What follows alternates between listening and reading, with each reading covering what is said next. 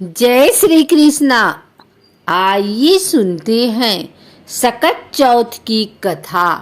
पौराणिक कथा के अनुसार बहुत पुराने समय की बात है। एक शहर में देवरानी जेठानी रहती थी। जेठानी अमीर थी और देवरानी गरीब थी। देवरानी गणेश जी की भक्त थी। देवरानी का पति जंगल से लकड़ी काटकर बेचता था और अक्सर बीमार रहता था। देवरानी जेठानी के घर का सारा काम करती और बदले में जेठानी बचा हुआ खाना, पुराने कपड़े आदि उसको दे देती थी।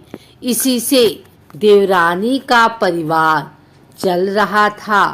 माघ महीने में देवरानी ने तिल चौथ का व्रत किया।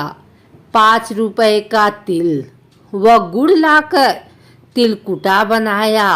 पूजा करके तिल चौथ की कथा सुनी और तिलकुटा छीके पर रख दिया और सोचा कि चाँद उगने पर पहले तिलकुटा और उसके बाद ही कुछ खाऊंगी।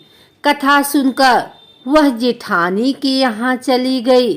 खाना बनाकर जेठानी के बच्चों से खाना खाने को कहा तो बच्चे बोले, माँ ने व्रत किया है और माँ भूखी है। जब माँ खाना खाएगी हम भी तभी खाएंगे। जेठ जी को खाना खाने को कहा तो जेठ जी बोले, मैं अकेला नहीं खाऊंगा। जब चाँद निकलेगा तब सब खाएंगे, तभी मैं भी खाऊंगा। जेठानी ने उसे कहा कि आज तो किसी ने भी अभी तक खाना नहीं खाया, तुम्हें कैसे दे दूं? तुम सुबह सवेरे ही बचा हुआ खाना ले जाना। देवरानी के घर पर पति बच्चे सब आस लगाए बैठे थे कि आज तो त्योहार है, इसलिए कुछ पकवान आदि खाने को मिलेगा। परंतु जब बच्चों को पता चला कि आज तो रोटी भी नहीं मिलेगी तो बच्चे रोने लगे। उसके पति को भी बहुत गुस्सा आया। कहने लगा, सारा दिन काम करके भी 2 रोटी नहीं ला सकती तो काम क्यों करती हो? पति ने गुस्से में आकर पत्नी को कपड़े धोने से मारा।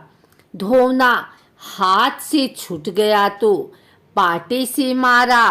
वह बेचारी गणेश जी को याद करती हुई रोते रोते पानी पीकर सो गई। बोलो गणेश जी महाराज की जय। चौथ माता की जय। तिल चौथ की जय। गणेश जी देवरानी के सपने में आए और कहने लगे, धोने मारी पाटे मारी सो रही है या जाग रही है? वह बोली, कुछ सो रही हूँ, कुछ जाग रही हूँ। गणेश जी बोले, भूख लगी है, कुछ खाने को दो। देवरानी बोली, क्या दूं? मेरे घर में तो अन्न का एक दाना भी नहीं है।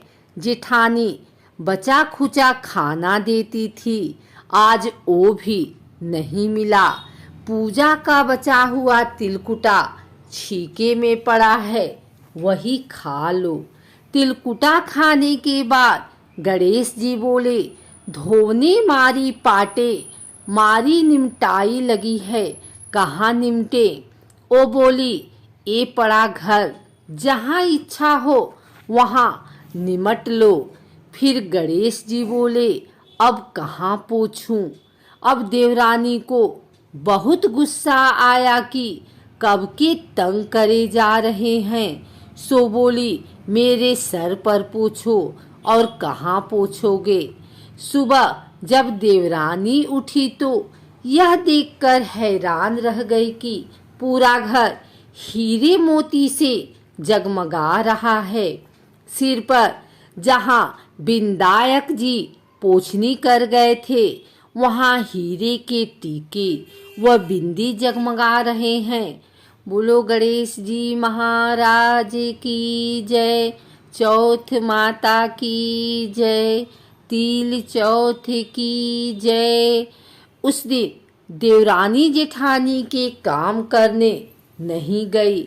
बड़ी देर तक राह देखने के बाद जेठानी ने बच्चों को देवरानी को बुलाने भेजा। जेठानी ने सोचा कल खाना नहीं खाया, इसीलिए शायद देवरानी बुरा मान गई है। बच्चे बुलाने गए और बोले, चाची चलो, माँ ने बुलाया है, सारा काम पड़ा है। दुनिया में चाहे कोई मौका चूक जाए, पर देवरानी जेठानी आपस में कहने का मौका नहीं छोड़ती।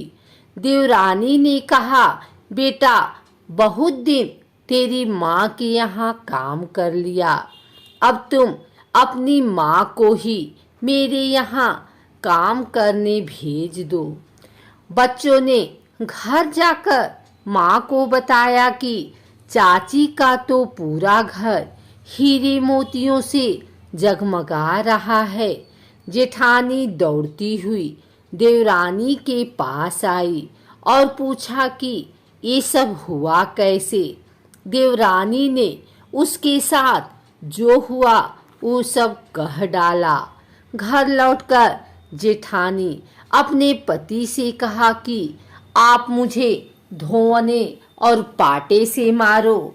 उसका पति बोला कि भली मानस, मैंने कभी तुम पर हाथ भी नहीं उठाया, मैं तुम्हें धोने और पाटे से कैसे मार सकता हूँ। वह नहीं मानी और जिद करने लगी। मजबूरन पति को उसे मारना पड़ा। उसने ढेर सारा घी डालकर चूरमा बनाया और छीके में रखकर सो गई। रात को चौथ विनायक जी सपने में आए। कहने लगे, भूख लगी है, क्या खाऊं। बोलो गणेश जी महाराज की जय। चौथ माता की जय। तिल चौथ की जय।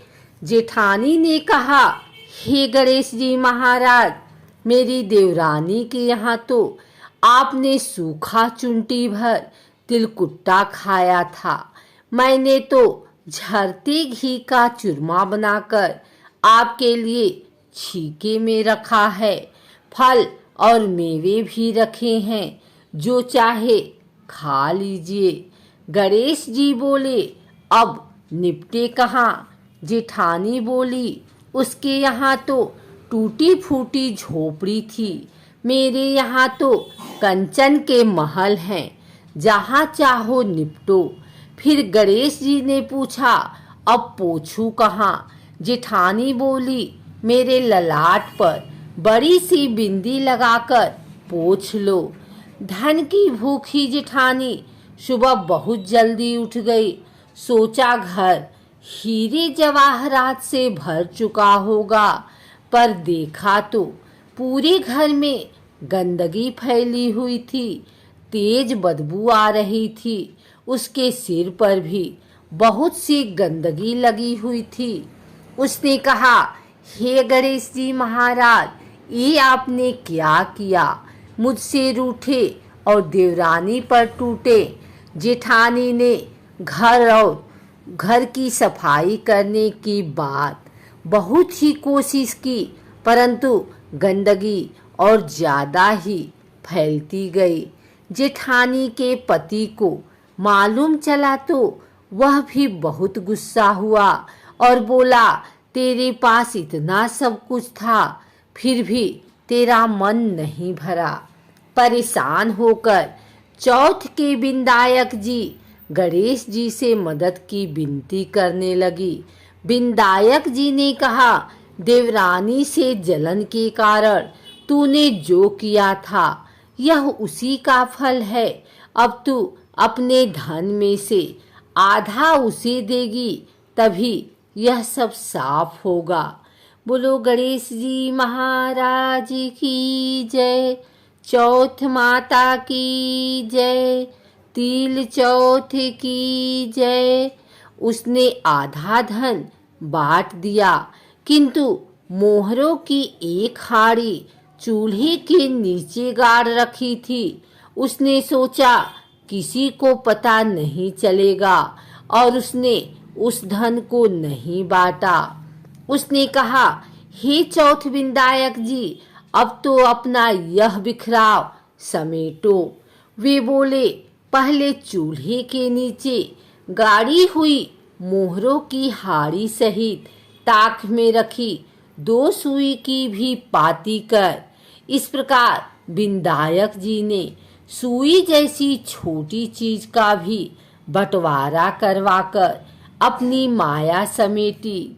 हे गणेश जी महाराज, जैसी आपने देवरानी पर कृपा करी, वैसी सब पर करना। कहानी कहने वाले, सुनने वाले व हुंकारा भरने वाले सब पर कृपा करना, किंतु जेठानी को जैसी सजा दी वैसी किसी को मत देना।